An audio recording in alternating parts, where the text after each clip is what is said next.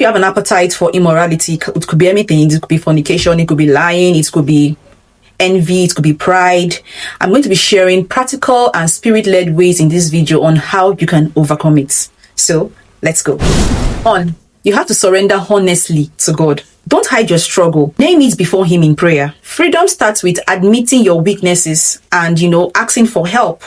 You cannot say you want to overcome something and then you don't want to talk about it. You don't want to ask for help. That will not work.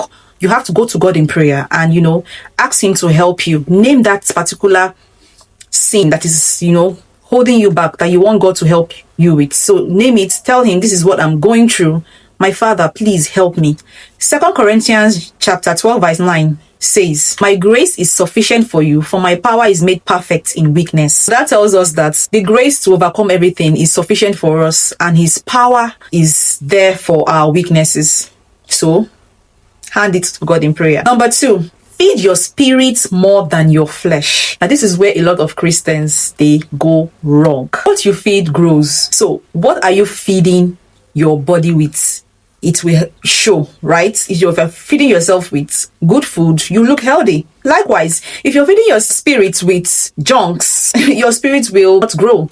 So you have to pay attention to feeding your spirit. As much as you want to grow, physically, you want to look healthy, you want to be whole, you have to feed your body, right? That same way, you have to feed your spirit. Now, the more you expose yourself to God's words, truths, and worship, the weaker sinful appetite become. Meditate on scriptures that renew your mind daily. Number 3, walk in community, not secrecy.